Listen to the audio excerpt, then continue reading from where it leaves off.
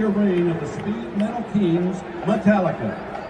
With 9 Grammy Awards and 14 nominations, 38 concert tours worldwide, and 11 studio albums that span 4 decades, the Titans of Thrash remain the standard by which all other metal is measured.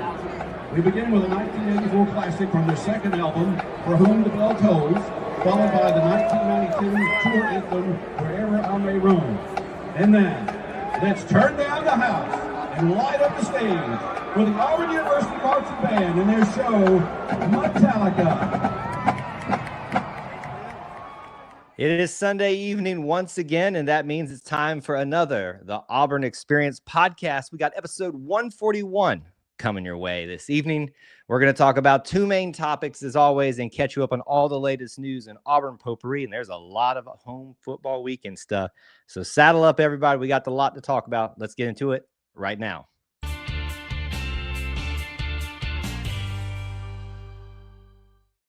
David Housel described it best. We are living the whole of the Auburn experience. You can quantify it, you can qualify it through a variety of methods, time, people, places, and things. But at its heart and at its core, the Auburn experience is all about Auburn sports, Auburn culture, and Auburn family stuff. And an easiest way to say it with a helmet on might be, if it's orange and blue, it is what we do. So thank you so much for joining us in what we're going to be doing this evening. I'm your host as always, a little bit different tonight if you're watching the show. And alongside me trying to compose himself, Mr. Austin Scott. What's going on, sir? That's my gig. That is my thing. But I will say it is remarkably fast. The speed at which you were able to put that on in between the intro and us going live was impressive. Listen, I came ready to play today. And honestly, this thing kind of came to fruition, within minutes of us going live here. I just thought about it, that this is sitting here in this location that I had, and I have to use it. And obviously it doesn't fit me all that well, but here we are, a little surprise for the show today. It looks good. Hey, it looks good, except that it's like a size too big, and because I look like I'm looking down on it. For those that are on the audio podcast, they're like, what are y'all talking about? I threw on a football helmet right before the show started here, and it was just to catch Austin off. So let me rip this thing off. Very, very fitting for this episode. So I'm couldn't hear that. Whatever that snarky thing you just said was. What was that? I said very fitting for this episode. And let me cover that head back up too as well. Nobody wants to look at the shiny on that. All right, what a way to start the show. Different location for me. It is going to be a fun one as always. We have got so much to talk about, Austin. Episode 141 is the first home football weekend episode, and there's going to be a plethora of that we're going to be getting into, folks, this evening. So I hope you're excited. I hope you're ready to jump into all the football, the stuff around it, things like that. We are going to give you Auburn potpourri news as well, but got to get used to this new environment thing here, Austin. Let me explain why I'm here. And I didn't get permission to do this necessarily. I don't think they would mind. It would be ironic if they are watching this live. They could be. But I'm in a different location this evening because this weekend our family was blessed with the birth of my niece, and my brother-in-law and sister-in-law have had their little daughter brought into the world, and we are so excited to have another Auburn Tiger. And Austin, I'll be honest with you, I have already given her first Auburn gift straight from the plains, like today. From Toomer's Corner in the drugstore back there. I got her a little have you ever heard this term, a lovey? Is this what this I have? Yes. Do you use this term? We're past lovey stage, just into full-on stuffed animals, but I'm familiar with the term. I don't know. I don't like the word. I just thought it was a toy. Apparently, it's got a name. Jessica told me. Whatever, like I was like, I'm just trying to get the kids. The more you know. The more you know. But we want to congratulate. I want to congratulate my brother and sister-in-law on the birth of their beautiful daughter, our niece, and we're going to spoil her rotten. And that is why I'm in a different location this evening. I am in the Birmingham area where they are, and they're gracious enough to let me, while they are still at the hospital wrapping things up there, letting me broadcast from here and use, helmets that randomly pop onto my head at certain times, which apparently this is coming with me home. I didn't know that I was Oh getting yeah, this as a, there you go. I guess like a new uncle gift or something like that. Sure. Or it's just they're trying to get rid of stuff because they have a bunch of baby stuff now coming to Th- their house. Their lives and their space are about to be infiltrated, so it's probably a mix of both. Which honestly, so here's the thing. Let me dive into this a little bit with you. I tried to go to the AU bookstore to get her something, and it was closed on a Sunday. I should have known that. I think that's typically the case. The bookstore is closed on Sundays, but I guess I assumed it would be. J&M also had been closed, and so that was unfortunate as well, because I was like, well, that's perfect. We'll just go to J&M. So Toomer's Corner, thankfully, had some baby things in there, and we were able to get that. I think it's kind of special, though. You know, the heart of Auburn and what we all think about that. Her very first Auburn item comes from that sweet smelling aroma plate. It probably still smells like it, to be honest. There you go. That's the way I like to think about it. So that's really kind of what's all on my mind in the Auburn space right now. Anything for you, sir? I mean, it's a lot this weekend. A lot this weekend. A busy weekend. We'll get into all the things about the game and all about it in the first home weekend, but we had a full-on fun day with the boys. They got to go to the game, and we got to have a full-on Auburn day. Kyle's very familiar because we often run into each other on our game day walks. And we did this week just in a different location. That's exactly where I'm getting at. We did not partake in our normal game day walk this year, or this first opening weekend, but instead we went to see the Auburn University marching band's practice and rehearsal on Saturday morning. That is always open to the public and to go see, and plenty of people come and observe that. But this was my first time getting to go, and I did run into Kyle there. He threatened to take my Auburn card when I told him that.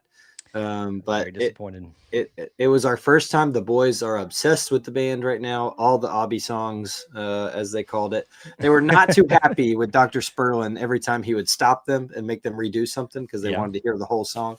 But we told them this is where the magic happens and how the practice makes perfect. So I was just so impressed with just the amount of students, for one, seeing it like at field level. Yeah. Is very different than watching from the stands, and obviously seeing all the hard work that goes into it, seeing how meticulous they are, and they are there for a very long time to rehearse for one shot during the game. And it's very impressive. So hats off to them, and we'll be back for sure. But just a very, very impressive morning, and they looked absolutely stunning that night as well. Yeah, if you've never done the morning prep, morning practices for the marching band on home games, you definitely should take it in at least once. Keep in mind, it's when that happens is based off of when the kickoff is. Right. I would recommend you go to if there's a night game, you go to that one, or else you're going to be there really early in the morning. Yeah. 9 to 11 is when this was supposed to be going on, and they go through the full pregame routine, which as the year goes on, it's more just a run through than anything, because it's this first one. What you got to see was probably pretty cool because it was more meticulous. Yeah. Hey, your line here's got to be better, more crisp than that kind of stuff. Well, go ahead. Sorry. Well, in that note, I was shocked because Dr. Sperlin's way up in the tower, right? Just like you would think of a football tower, and he's calling by name. Yep. By name individuals. And we were with some friends of ours, of a friend who used to be a majorette, and she said, "Oh, he's got flashcards with pictures, and he knows everybody's name." Yeah. And he knows where you are, and if you're not doing something right, you'll hear your name over the intercom, which is, I thought was incredible. But it was very, very cool to see. It's the level of meticulous commitment that they have to this, and Dr. Sperlin has as well, and the rest of the Dr. Gross, the rest of the other staff, everybody in leadership, and all the students as well. You can tell they really care about it. So definitely go check it out if you've never done that.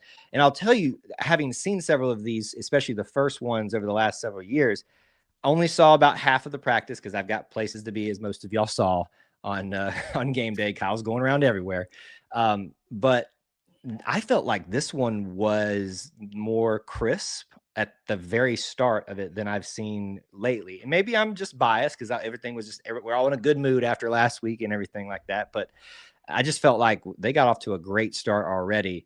And I think it showed up on their field. Maybe they feel differently. They have higher standards probably than me. But for me, it looked great. And definitely, I'm glad you guys got to experience it for the first time. It's a really cool thing that everybody should be doing. More of that to come, obviously, in the home weekend stuff that we got to talk about. But let's get the show started off with a little bit of Auburn potpourri, all the other Auburn news that we need to spend a little bit of time on before we dive into the main topics this evening. I want to start us off on, I don't want to call this a bad news item or discussion, Austin, but it's certainly one of those things in a week where football is in a good place, leading into a what would be and should have been an easy game.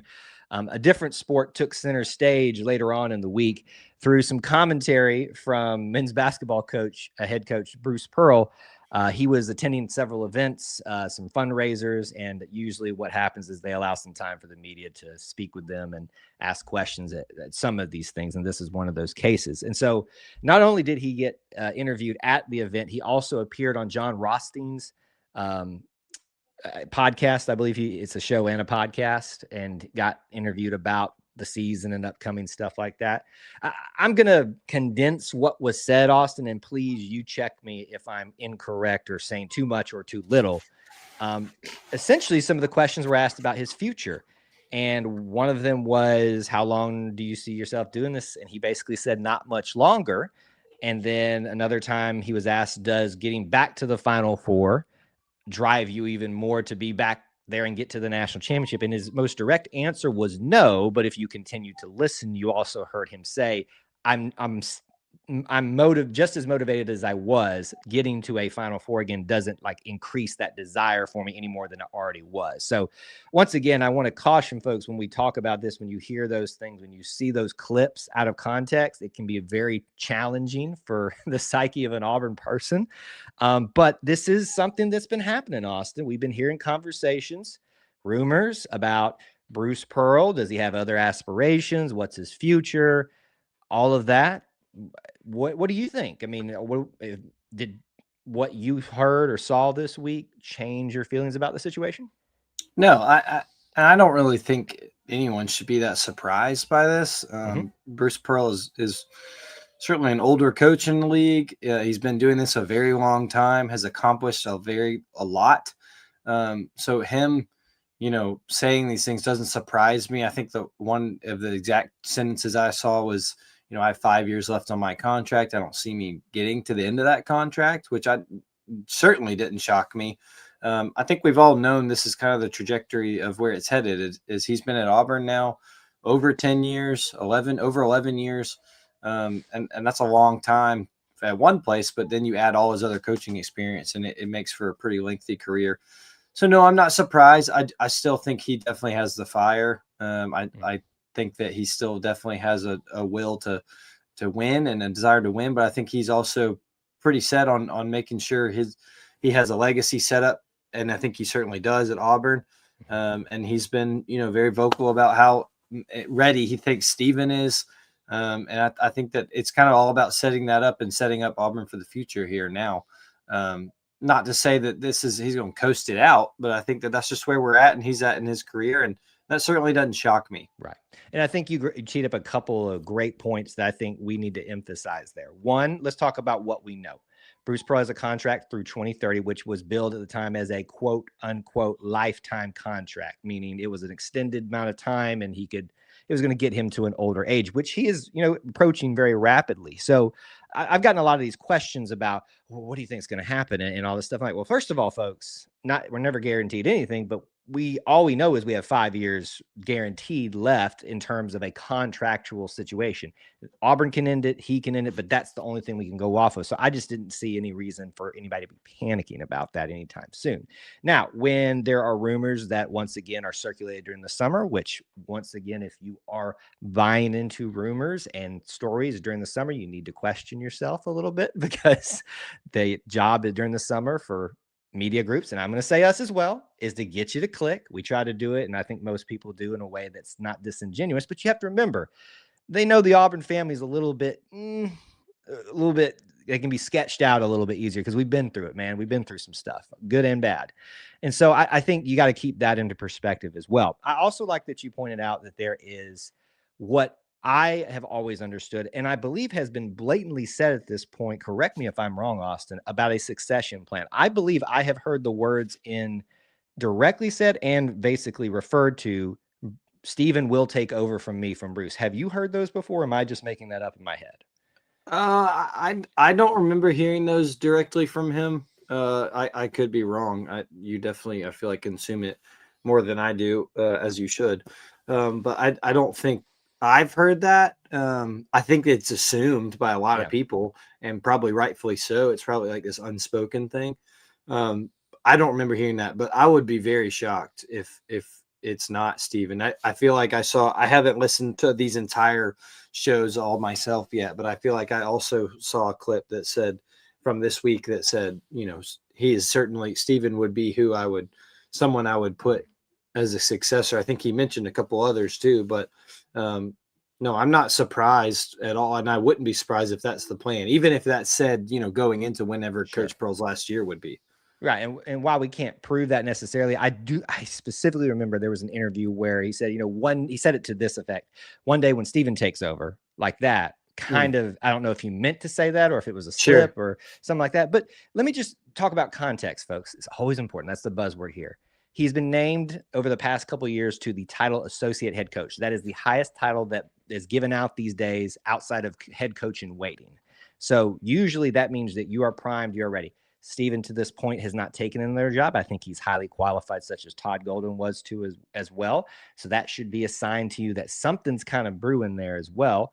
And, I think there's other signs as well. He's done a lot of interviews that Bruce might also do. I've seen him appear. He was the very first one to appear on the Unguarded podcast with Keyshawn Hall, the Auburn basketball podcast. I don't think that's a coincidence, to be honest with you, because to me, you would interview the head coach first of the podcast about his thing. I'll give you one. I'll give you one that made me think about it first. Is the three primary coaches that were given statements when on Auburn's release to go to Nike, were Hugh Freeze, Butch Thompson, and Stephen Pearl, and that was the first thing I thought of. Now, could be a reason. I don't know it. I'm not in those conversations, but I think that only points me more to say it's probably happening at some point. And that's okay. I'm okay with that. I think him being more in the limelight to make that an easier transition, it makes sense. So we'll see. People can have their opinions about it all they want. My opinion from the very beginning has been very much so of Bruce has earned the right to say this, in my opinion, or to choose this. At Auburn, he's earned that right. And so we'll just see what happens and when it happens. My best advice is to you as Auburn fans. I know it's falling on deaf ears, but please don't worry yourself about this. Enjoy what you got. You can spend your life and your time worrying about what's going to happen, and you miss out on the joy of what's happening right now. Bruce is here right now. That's all you got. So take it and then run with it. And we'll cross that bridge when we come to it. My wife is literally rolling her eyes. If she heard that, she knows that's my favorite phrase in the entire world. But yes, we will cross that bridge when we will come to it. But that's at least the news on it for now. Let's talk about soccer really quickly, because certainly we want to give this the space when we feel it's appropriate to do so. And right now, believe it or not, Austin, we're done with non-conference play. That went by fast, didn't it? Very fast. The Tigers are get out of non-conference play with only 2 losses. Their overall record is 4-2-1. So there's only 7 games in the non-conference play. Now, they did have those 2 exhibition games, which were wins to start off the season, if you want to throw in there. They lose to Louisville to start off the season, which wasn't a shocker, but it was kind of like one of those, that's how a soccer match goes sometimes. Like, you can be the supposed better team and they'll just catch you on that certain night with just 1 goal. They lost 0-1. And then they lost to BYU out in Provo. But this is a team, Coach Armstrong said it best after the match, that would be at the top of the SEC, probably already leading the SEC if they were part of our conference at this point. And they only got 2 goals on them, and it was a close match the entire game. And otherwise, Auburn, takes care of business. They get a win out in Utah versus Utah Valley. They beat Kennesaw State, Southern Miss, Samford. So a pretty decent, I would say, and I'd say is strong for even in the losses, non-conference record for the Tigers. But I think the more important thing, Austin, here is it was a perfect way to cap off with the non-conference with a big milestone that they hit today. Yeah, absolutely. Auburn soccer with the win over a 5-0 win today gets to go to 350 program wins all time. A pretty good stat and very cool to see happen kind of as non-conference ends, and is a nice transition here to SEC play. So congrats to them. Obviously, that's a lot of those go to Coach Karen Hoppe. A lot of those Get to the hopper. Sorry. But it's a good way to. I like seeing that transition in the James Armstrong era too. That this has been established, and he's carrying the torch. And I'm going to just play devil's advocate here. Maybe we lost those 2 matches, so the final non-conference game is the 350th win at home. That's exactly what was happening. You probably felt like you might have a chance of losing to BYU. They were ranked number 11 at the time. I don't know where they're ranked currently. Maybe we just say, hey, Louisville, we'll throw you this one. We feel pretty good about the other ones. Sure. And then, oh, look at that. It's the 350th win. There's Coach Hoppe with all the alumni on alumni weekend. I'm just saying it all works like that sometimes. It do be like that sometimes is what I hear the kids say these days, but it do be like that. But non-conference is over for Auburn soccer. Strong start in the James Armstrong era. There, we got it out. And then we'll obviously be talking about SEC competition as it gets roaring to a start here in the very beginning of it. I want to talk about this topic. It's not obviously something that's big news out there, but I want to encourage Auburn family members to engage in this. And you're going to be like, Kyle, we already give enough money to Auburn. And yes, I get you. You buy the tickets, you buy the souvenirs, you're doing NIL stuff, War Eagle Plus, but this is an opportunity for Auburn fans every year to give to something. And some of them actually are sports related. There are club teams that are going to benefit. It's Tiger Giving Day. Every single year, this comes out, and there's usually a website. I actually would have been prepared. I'd have it. Maybe it's tigergivingday.com. I don't know. Something like that. Feels like a good guess. But just look up Tiger Giving Day, and then you'll be taken to a site, as it has in the past, with all the different initiatives and what it's going towards that you can give towards as a donation to help get their project completed, something done. Tigergiving.org. I can't talk today. Tigergiving.org. I'm tired. Can you tell? It's been a long weekend. But go check it out and make sure that you find your project on there that you might be interested in. Some of the donations can usually be whatever it is. They have a goal that they're setting for. I always recommend, because I have such a strong tie to the Auburn Raptor Center, having once been a volunteer there, working with Burge for part of my career, that I always give to that. And so if you want my recommendation of what to give to, I would ask that our viewers and our listeners think about that as well. But just another way, Austin, if you're not tired of giving money already, that you could find something on there. I'm sure some of the club teams could use a little bit of assistance. And there are a couple other things on there as well that people can find. Yeah, it's always a really big day. I'm always amazed at how many kind of things can they find and that can need extra assistance. These are not the groups that are getting paid millions of dollars to play football and things like that. And these are a different part of the Auburn experience, more on campus things. My personal tie is that you mentioned club sports, and I was a club sport. I knew you were going there. "Quote unquote" athlete. But it goes to a lot to be able to have Auburn club sports being a help, like travel expenses and things like that every now and then. So there's lots of opportunities on there. I was just scrolling through a bunch of them. So if you're able to and willing to, I think that you could definitely find something that would pique your interest. You can support academics, you can support club teams, you can support other things like the Auburn Raptor Center. There is a wide variety of things, and there's going to be something on there that you connect with and you can give a small amount to and participate in Tiger Giving Day. And we hope that you'll do that. Obviously, selfishly, we encourage you to support the Auburn Raptor Center and whatever their initiative is this year. And finally, in potpourri, let's just do a quick little roundup here, mainly because Austin got to spend a little extra time this weekend out and about and got to go to the volleyball game too. Volleyball came back to town after their non-conference start on the road and had a victory against Jackson State. I got to pop in at the very end for a clean sweep of Jackson State. Good crowd there. I always encourage people, Austin, if you can, come to a volleyball game. They're usually timed very nicely with football weekends when they can. And it's so fun to go watch a volleyball game, even if you think that Auburn volleyball is going to dominate, and they did, who they're playing, because it's a fun sport to watch. It's fun sport to watch. You can get a really good vantage point. You can sit anywhere. You can literally sit in the nicest of seats if you want to. You can go sit at the very top. You can go anywhere in the arena.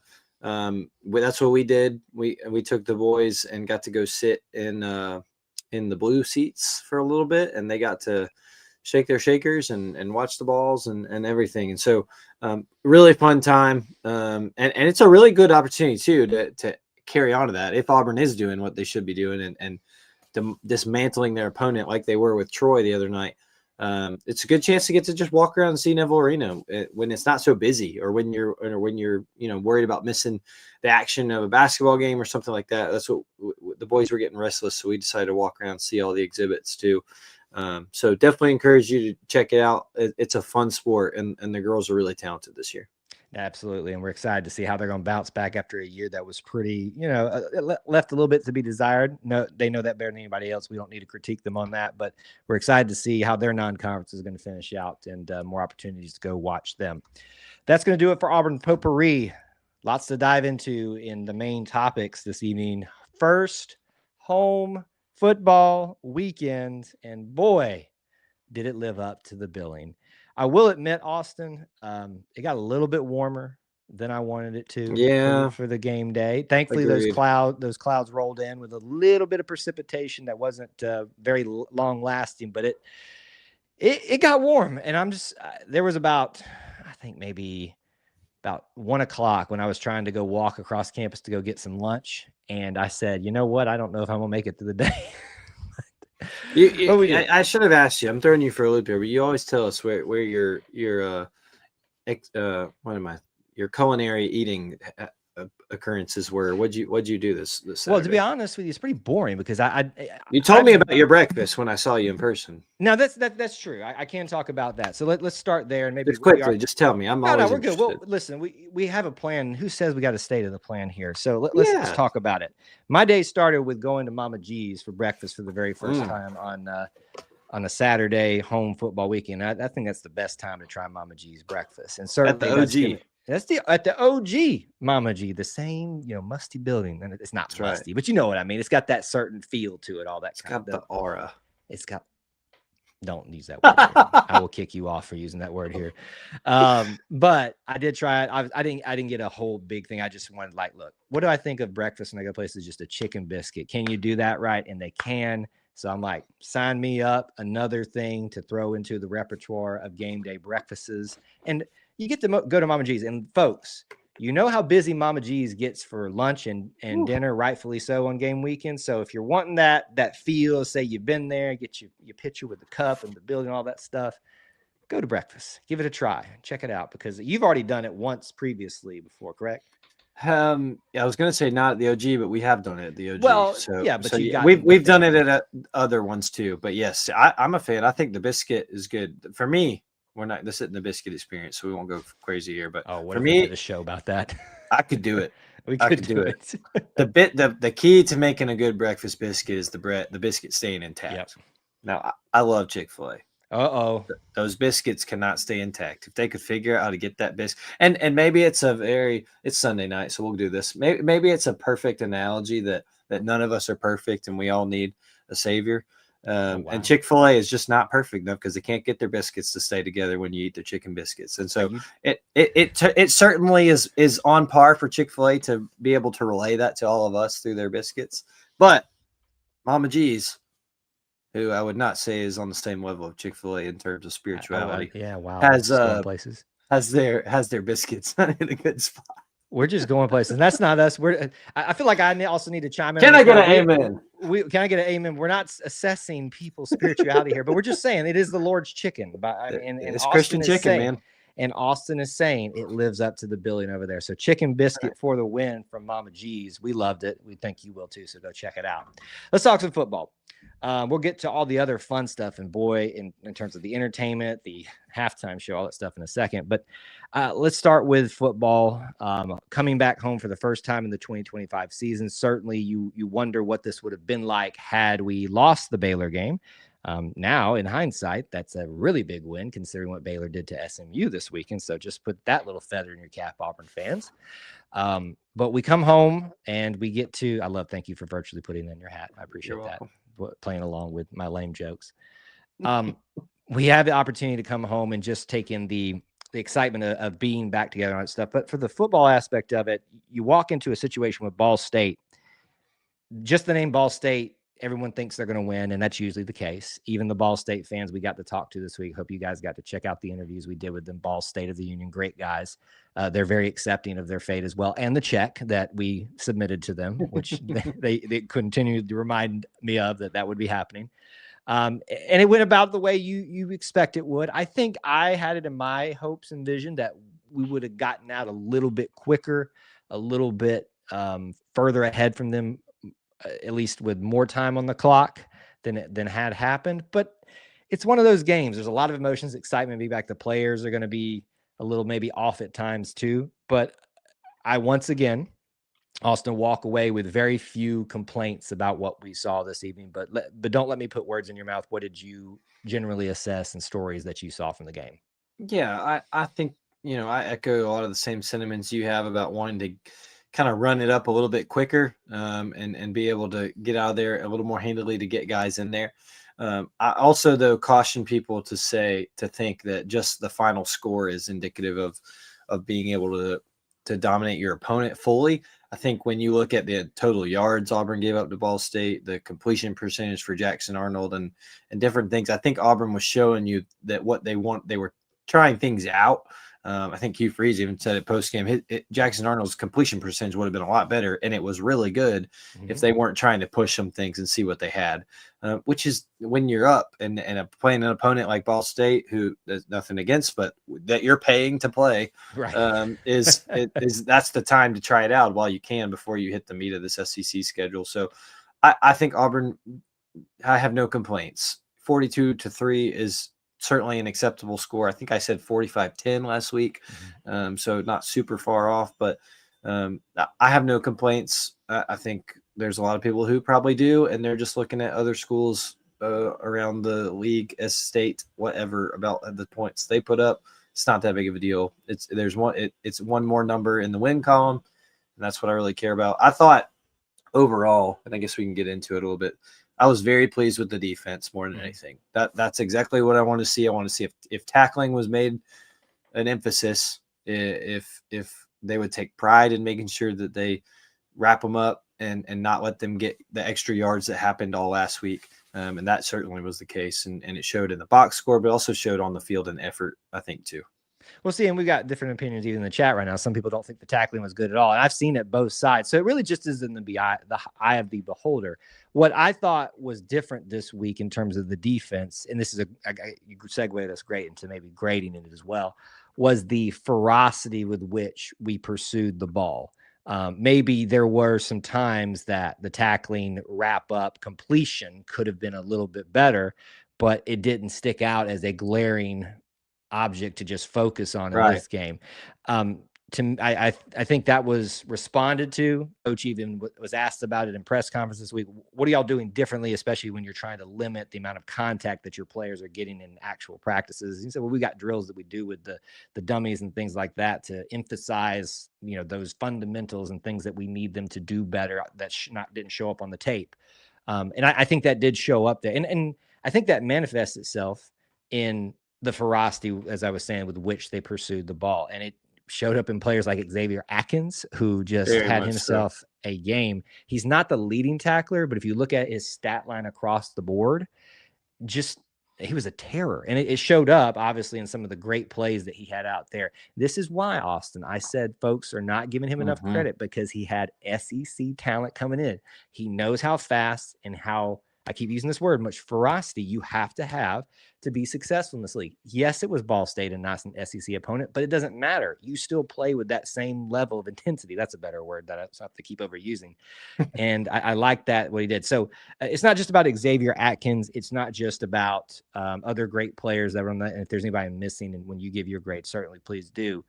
But I last night think I leaned A plus just because I was on the high of the weekend. I'm going to back it off to an A because I do recognize there are probably things we could have done better against Ball State. For defense, or you're going overall For defense. there? That's a defensive score. So what do you got for the defense? Yeah, I had an A. I'm not going to say that they only get A plus if they shut him out. I think they should have shut him out because it was not because from any fault of their own, but that just one of the most horrendous calls I've ever seen. I knew that was going to come back. I don't even understand. Come get your boys. That's all everybody was saying. SEC refs, come get your boys. Unbelievable. But I think without that egregiousness, you see them shut them out. So, but like one of our faithful members, WT, said, it's hard for me to fully evaluate this team, and specifically in this case, I'm talking about defense, without seeing them in the SEC play what we're used to seeing and where you hold your standard against. But they did exactly what they were supposed to do against Ball State, and when you hold a team to the lowest yards since like the 80s, that's a big thing. That's a big deal. And it doesn't really matter who it is. So I think that deserves an A in itself. Absolutely. And that's why I was thinking about that, the history of that. It ties into Pat Dye with Pat Dye recognition game, all that kind of stuff. Very good. Yeah. It's just good all the way around. So really A's is what we should be talking about on defense. Offense, I think the opinions are going to differ. If you look at a lot of the stats, Jackson Arnold lights out. In fact, as you already pointed out, Hugh kind of said already that maybe it could have been even better if they had made a few different calls for him or not asked him to do too much in terms of the deep balls that didn't get completed. Jeremiah Cobb, Darrell Robinson, everybody else. It felt like everybody in the running back room had a moment at times because it just took off again as the game progressed on and on. We threw the ball around a lot more in this particular game. I think last night when we were going through initial reactions to it, I was in like the B minus range, something like that. I'm going to probably move up to a B plus. The thing that knocks it back for me, Austin, offensive line play, I think could have been a little bit better at times with some of the sack situations. I think we had 5 total that we gave up in the game. Did you see it differently? What's your grade for the offense? B plus is where I was at. I think like you said, and like we've already talked about, there were some things they were to throw it around a little bit more. We're trying to push. I liked though that we didn't just go deep shot after deep shot after deep shot just to see what we got. Yeah. I still feel like in a way they took what Auburn or what Ball State was giving them by the looks of different coverage. You saw a lot of the same out and dig routes to Cam Coleman or whoever was on that far sideline. If corner was playing off, they just took the yards that were there with clean throws. And then I like seeing the screen game, something we didn't really get to see a lot last week at Baylor either. It's a B plus, but like you said, I think the tackles and the guards, especially and on the edges, can help with that pressure. And maybe that was something that they were, also trying to figure out a different who they have where.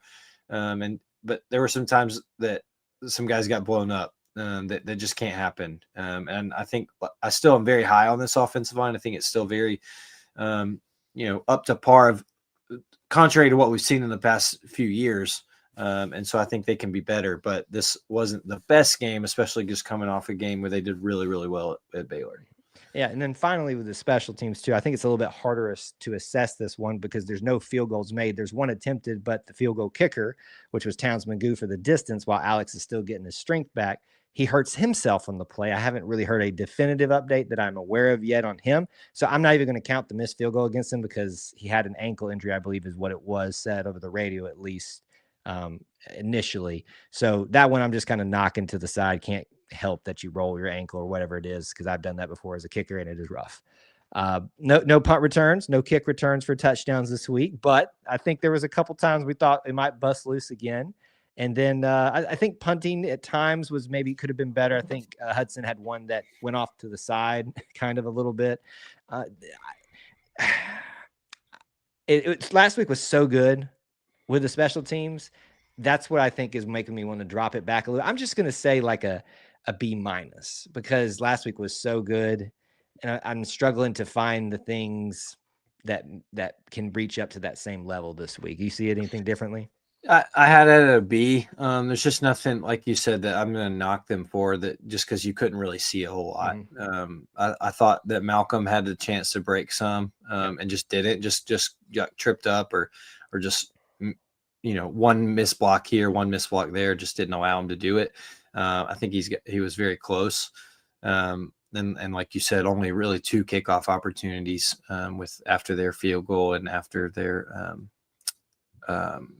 when did they kick it off? After halftime. And so you don't get either of those, but nothing, blatantly terrible. Like you said, Towns' kick looked awful, but when you see him hobbling off and limping, there's not much you can do when you roll your ankle, especially as the kicker. So here is the good thing that we should mention, and the coach talked about this post game. Chad Gibbs, the third guy, was brought in from Southern Miss. He was doing some great kickoffs after Towns went out, and Towns has been doing great on the kickoffs too. So don't let the missed field goal or the hurt field goal shy away from that. But it shows you we've got talented 3 guys that just, one's injured, one's sick, and the other one is brand new. So we're just kind of having to put together kickers between the 3 of them. And hey, listen, I'll take 3 options because it looks like we need that the rest of the season. But there you go. There's some grades for Auburn versus Ball State. On to the next. Speaking of Auburn versus South Alabama, quick preview from us right here, just to get us started. We know very little about South Alabama. At least I do. I'm not going to speak for Austin. Are you familiar with the Jaguars all that much? they play in Mobile. Great job. Major Applewhite is their head coach. Their colors are red, white, and blue. They're a Jaguar. They play the Senior Bowl at their stadium. Lad Peebles Stadium? Sure, there you go. You got me on that one. I don't know. I think that's it. Lad Sounds Peebles right Stadium. to me. We'll go with it. Just act like you know what you're talking about, Kyle. Yeah. So I think, in Austin, we're trying to figure this out pre-show. I think this is our first ever meeting with South Alabama. Correct me? Pretty sure. I'm going to try to do that research really quick. And can we just point out that there's a certain other school in the state that refuses to play the in-state schools of any caliber or any division, or just won't do it for some reason. I can't understand why that might be. It's almost like they're afraid to drop games that they shouldn't. Anyway, so South Alabama will be the next Auburn opponent in state that they take on. They've been doing Jacksonville States, things like that. It is the homecoming game. You're supposed to win your homecoming games, and we expect them to. You do not need to sleep. On this team, you do not need to sleep on this game, no matter how confident you're feeling about the offense, the defense, because if you do, Georgia State will happen. If you do, Missouri will happen to you. And that was a terrible Missouri team that year. It literally had to gift it to us at the end of the game. So hopefully we see at least a repeat of this week in terms of the results and margin of victory. I mean, you're sitting here almost a week out from it in your early prediction and thoughts phase. Where's your head at on this game and matchup? And then I want your score prediction. Yeah. You hit on a lot of it, and a lot that I've harped on before is South Alabama's an in-state school that has lots of guys who grew up watching Auburn and Alabama, lots of guys who dreamed of playing Auburn and Alabama. And this is their chance to play in Jordan-Hare Stadium. And it is for the first time ever for South Alabama. And so it's going to be a big deal for them. It's not, it's an 11:45 morning game. It's homecoming. I wasn't going to bring it up, but you did it. It's going to be a lot of things going around that could take Auburn's, you got A&M the next week out in College Station. There's going to be a lot of things that could take Auburn's focus off of South Alabama, and I don't think they should. They lost a close game in week 1 to a really good Tulane team, who a lot of people are picking to be the group of 5 participant in the playoff. And then won their first game this past week at home, I think. So there's certainly a lot for them to play for, and certainly all the money in the world that they're getting from Auburn is not the only thing that they're looking to come home with. And so I think that it's going to be a good game, a tough game for Auburn to focus on, but one that they should definitely pull out and handle accordingly. I'll take Auburn winning over South Alabama. I was going to say one thing. I'm not going to say. It's difficult. You have a full week ahead as opposed to last week. Right. Yeah. It's not as much fun. I'll say 49-13. 49-13. So a little bit closer than this last week. Maybe they actually have a legitimate shot at scoring and not given to them by the refs. I wasn't, That's right. we didn't have to get into that too much tonight, but I'll acknowledge that for the defense. That was very frustrating. I will give my predictions, score predictions on the prediction show on Thursday. Hope you all are able to join us, but we put Austin on the hot seat each and every time here. He's called it for you, though. 49-13 Auburn wins over South Alabama. We know they're excited about it. You should be too, because it's homecoming week, and there's a lot of good things to happen, even when you have to sit in the scorching sun in September for a homecoming game. Make it make sense, folks. I'm going to end that before I have to go on that tangent again. All right, let's talk about the rest of this home football weekend. We have dove into the game. We have given grades for all of that, analysis of that. Let's put it to the side. The rest of this, I think, Austin, and the football stuff was good too. This is all just the fun things of being back home, the new stuff. I want to point this out, and I think it was a total of 20, maybe I'll just call it 20 plus things that Auburn put out this week, telling you what's new coming to Auburn, to Jordan-Hare Stadium, to the game day experience. If you didn't read all of that, you probably missed out on some of the things. We're not going to be able to touch on all of them, nor are we going to try to. But there were some really neat things that we all got to experience here. Let's talk about the look of things, and that can encompass a lot of things, Austin, like seeing the championships listed on the stadium and outside as well. Acknowledgement of the 9-time national championship Auburn Tigers and the new SEC championships acknowledgement as well. Pat Dye Recognition Day, a new video board, new gates. So you take it wherever you want us to go with like the new look of things and the new things to enjoy, because that's only a part of what there was out there. Yeah, man. So I can pick anything. You get this is free game for you. You get the choice of topic on that. There's no wrong answers. Wow. Maybe. Okay. So I'll go into this because we haven't talked about it much. But we went and saw the what do you call them on the outside of the stadium where they've put the years and the Heisman recognition. I will call it the arches. Call those? Let's call it the arches, gate arches, maybe. The gate arches. Are you talking about? Are we talking about the same thing? I don't know. Describe it again. Like they're blue, the blue rectangles. With the years of national championships on them. Right as you enter the stadium. Yeah. I think those arches. Gate maybe? Arches. I don't know. This is what I think of arch. It's okay. It's okay. We're just listening. Our geometry is a little different. I asked you, so that's on me. I'll just saw. It's not as pretty, but I'll say the new fancy Auburn billboards up there. They got billboards. Look, okay. I was not as excited about them when I first saw that when they were going up, because I really liked the pictures of old. Now I didn't like them when they were black and white, they were and old, grainy. school. Yeah, okay. But I liked having images up there instead of just like big numbers. Now I will say, because we went and walked around once they started going up. And just the campus walk, and it was light outside. Seeing them in the dark, I liked them a lot better because you had a little bit more of there's some images sublimated in the back, and it looks a little more design fun. So I do think those are a good addition. I like that it's backlit and that you can see everything really well. I think it's good kind of change down there. Looks clean and cohesive with Auburn. I think it could probably last a little bit longer too than those old images that they had. So a little bit more staying power. That's kind of my first initial observation of a thought of something new that's around. I also, if we're in that same vein, because I'm kind of working from outside in, did you walk over by the student center at all where they've extended the gate out? No, I did see it, but it was a very quick pass by in the 1,000 places I was trying to be on that day. And just as a quick aside here, I am going to try to spend a little bit more time, probably not next week, but for the Georgia game, on some of those improvements on the outside and get more photos and just talk about it a little bit more on social media for you all, because as we're talking about here, there's too much to cover just in one weekend. Sure. But I at least got to see that. And now, correct me if I'm wrong, Austin, but it's not the student side that's pushed out with the actual gate structures, right?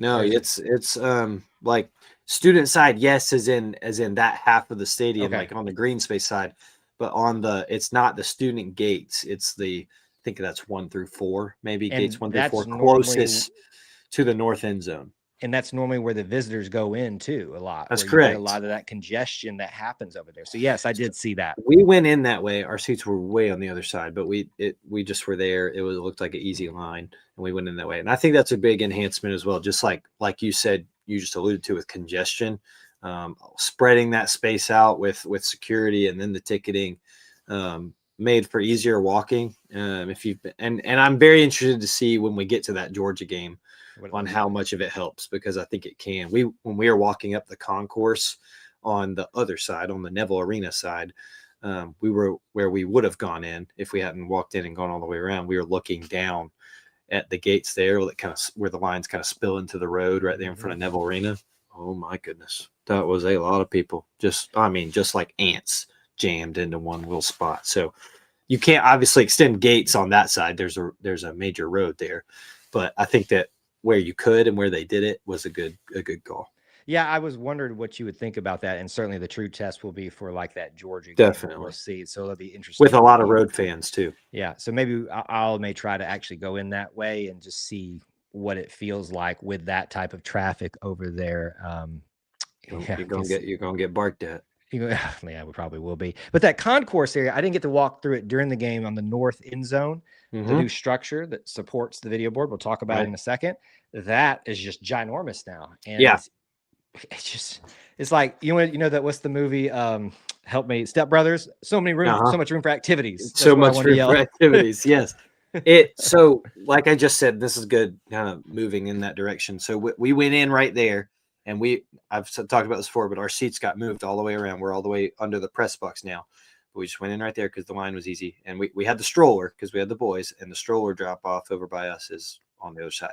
So we went around that way, which was good because I got to see the north end zone part that I was really excited about, but then my seats aren't there anymore.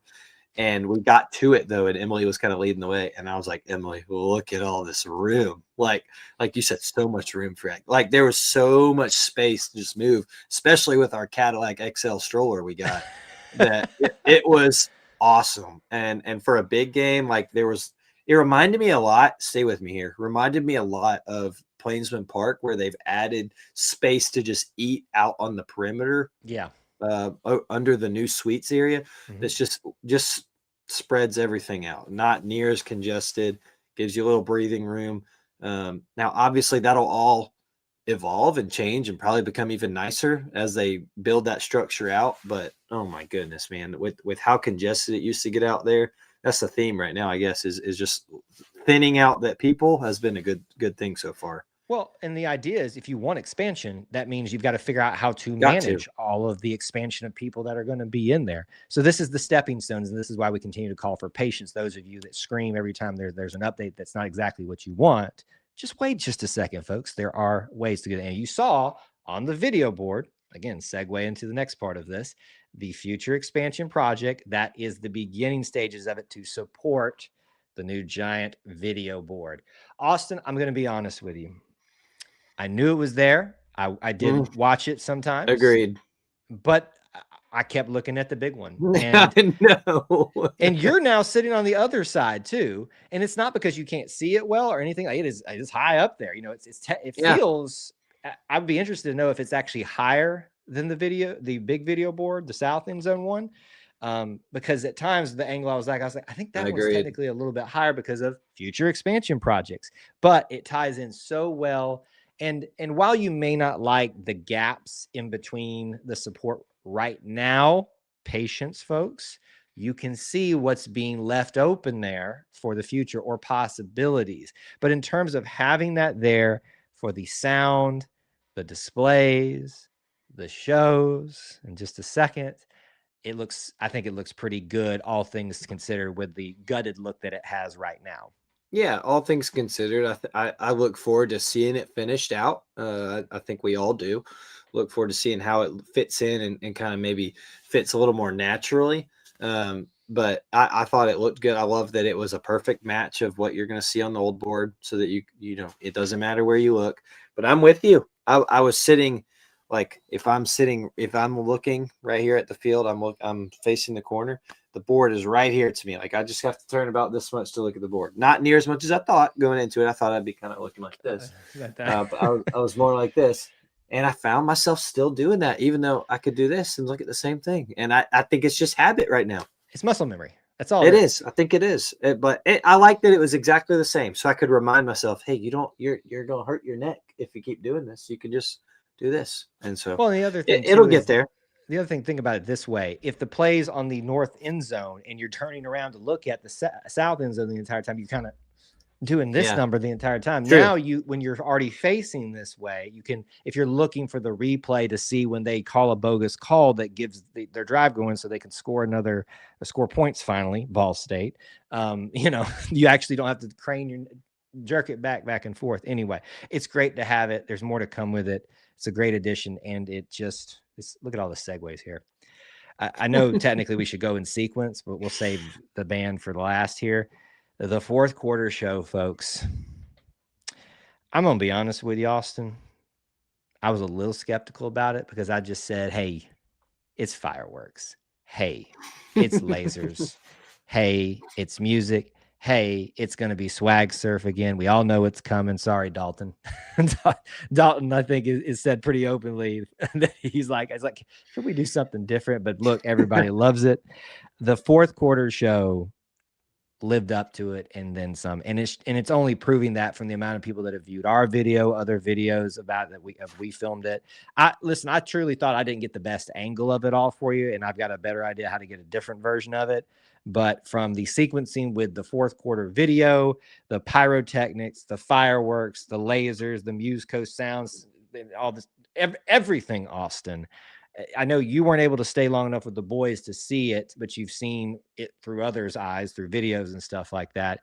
You've got to stay and watch this thing. I cannot imagine.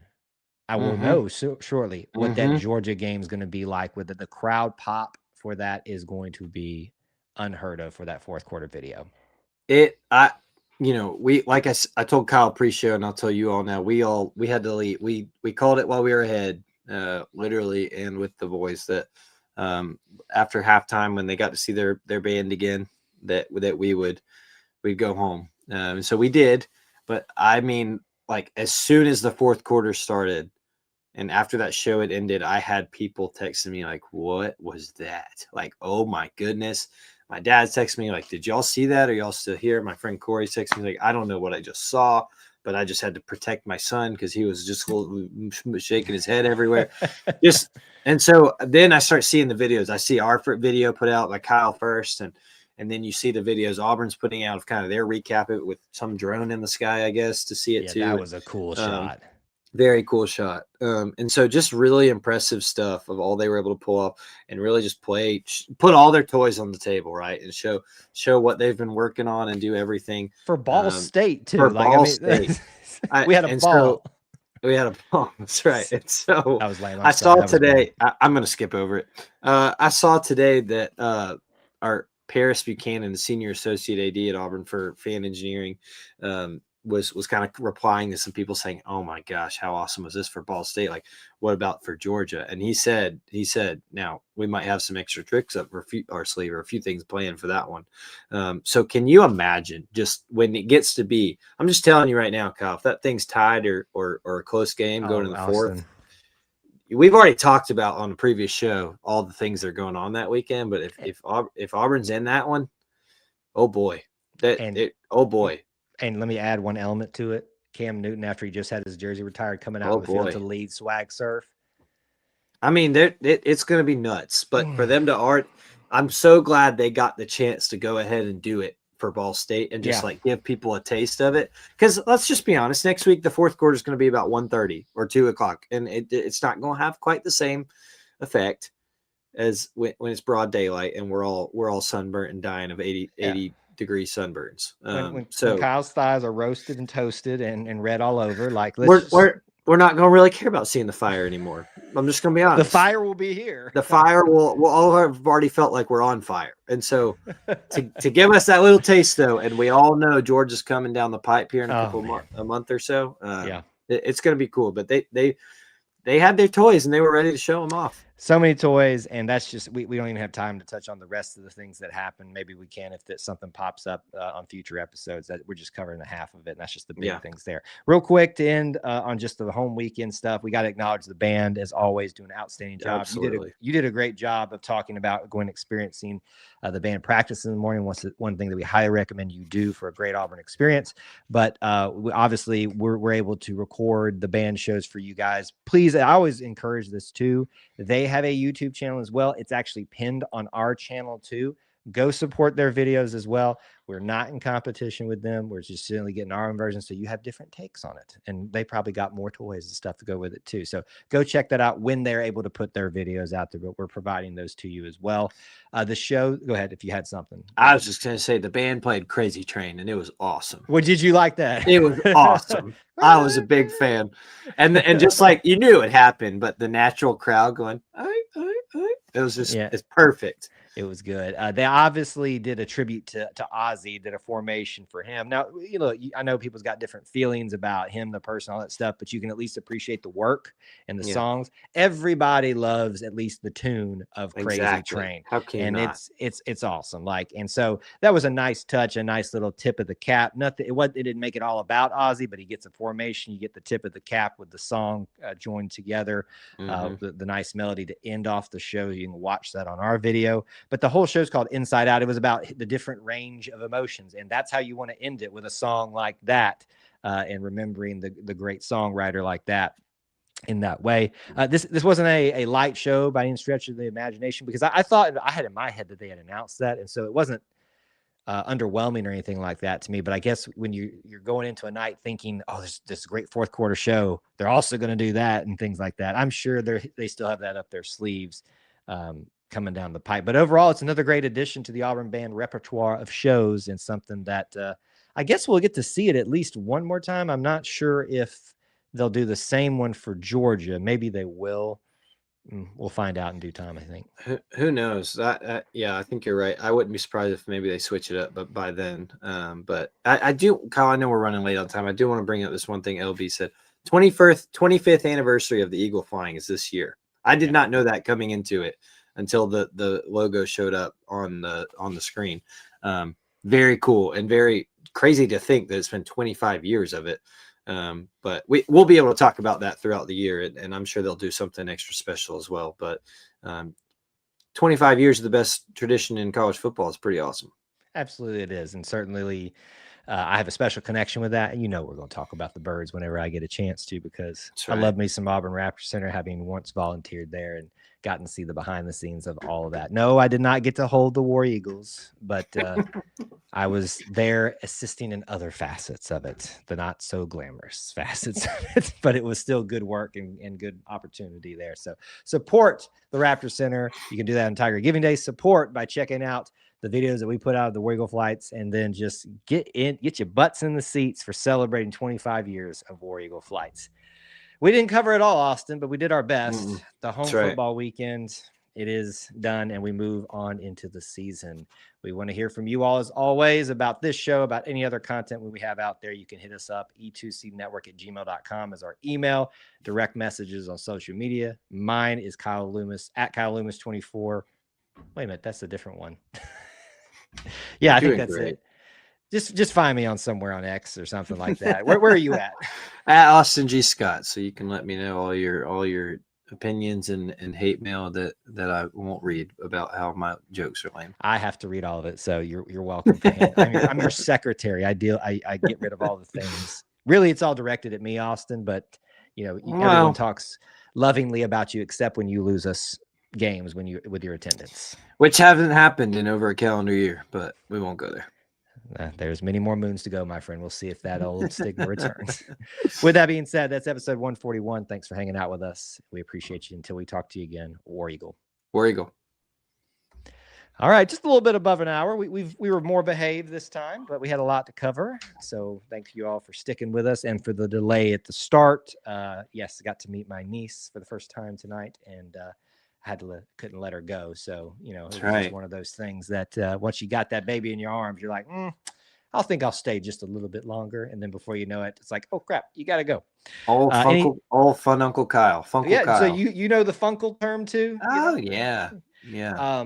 Real quick story for you. Everyone's like, well, y'all are just having your own conversation now. So we sure are. My cousins, their children, they call me Kunkle for cousin uncle. And so, but now I got to thinking you could just apply the K and call me Kunkle still over there. There you go. But whatever they want to call me that. Isn't that such a South thing though? It's like we all got cousins but we call them uncles and aunts, and it's just like we're all just trying to figure it out. I mean, that is like that. I got that. on my dad's side, I don't know who's who. I'll be honest, We're all they're family. just about all of them are aunt and uncle. Yeah, we're all family, and not in the way that y'all are applying it to the South. We treat each other like family members. Doesn't matter what, if you're a cousin, all that kind of stuff. Everybody's Now, special to everybody. On some sides of the state. Yeah, no, yes. Over there, But there's things. We don't talk about them. You can tell when it's different. There's things happening, but not here in Auburn, Alabama. While he's doing weird gyrations with his hand. Anything else for you, sir? I got nothing else. You coming this weekend? Oh yeah, I'll be there. It might All not right. be there on homecoming weekend. Yes, I of thought we course. talked about you might. No, we talked about something else. Never mind. Yes, yeah, homecoming weekend. Unless something changes and the Lord gives me something else to do, I will be there on every home weekend, rain or shine or crispy thighs getting burnt. Good deal for homecoming. It'll be good. We're going to the homecoming parade Friday, and we'll be back on our walks on Saturday morning. Gotta go see my floats. I might have to just intersect with you and be like, "Oh, look at that! It happened again." Look, we always hey, I'm not gonna air out the establishment, but you know where we'll be. I know exactly where it would be because apparently right. you don't like their biscuits. But anyway. Hey! All right, sir. You have a good evening. Thanks for being here. All right. Good morning. Go to bed. Go to bed. I thought I was the tired one. You need to go to bed. What right now. just happened? Good night.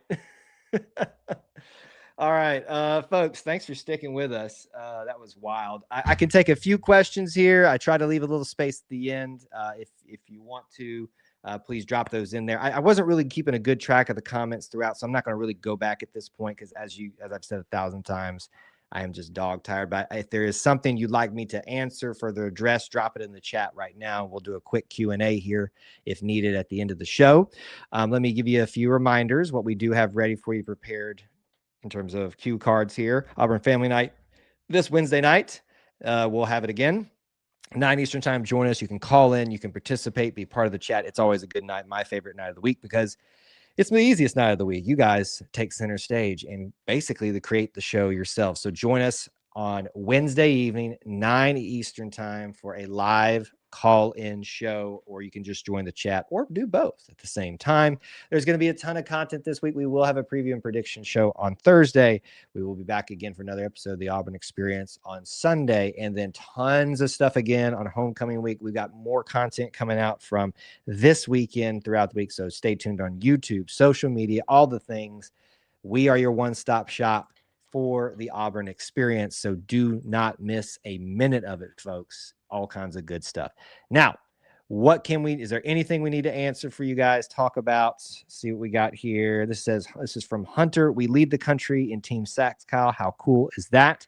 Honestly, I'm a little shocked, Hunter, that as good as the defense was most of the year last year, that didn't happen. Maybe we got off to a slower start, but again, apply that even with the poor tackling that was during the Baylor game, and maybe still to some degree, as some had said, and their opinions were throughout this stream. The ferocity, as I kept saying, the intensity was clearly there. Mr. Dennis Scott, little tip of the cap to you, sir. Thank you so much for this weekend, and we appreciate you being here as well. What else we got? This is from Unbeaten Lake. Ball State may have one of the worst offenses in the nation, but I still think this may be the best defense we've had in a while. Both things can be true, but which is the more true thing? That is the question that will be answered throughout the entirety of the season. So we can maybe pin mark or bookmark that comment here from Unbeaten Lake and see which is more true at the end of this. Alan says, did you like what you saw from Mabson in a limited amount of time? I really don't have any big overarching opinions about him. It was great to see him out there. I was wanting to see even more just because I love the stories of hometown kids. And so I hope he continues to get those opportunities if he keeps putting his, was it nose to the grindstone or just put his head down and go to work, I guess essentially what the phrase should be. He will get his opportunities. If injuries happen, he's got to be ready. Got his reps in here against Division I. You got to love it when hometown kids get to take center stage. Hunter says Ball State had to have talked about what? Oh, Sylvester's mama. I was like, yeah. That I was like, Cy. I was thinking like Duck Dynasty Cy. I was like, Sly or Sylvester's mama. Yeah, he took a a point of interest and sending a message to them, as many Auburn Tigers did on defense. So it was a great showing for them. And how great is that? Offense took center stage against Baylor. The defense took center stage against the next team, Ball State. So I think we're well-rounded through 2 games. We'll continue to see how they grow. Guys, thank you so much for this weekend, for being here on the show and continue to consume our content. We are growing at a rapid pace across social media, YouTube, and that's all because of you. You guys are awesome. Thank you so much for being here and being part of our little family within the Auburn family. Until we talk to you again, War Eagle.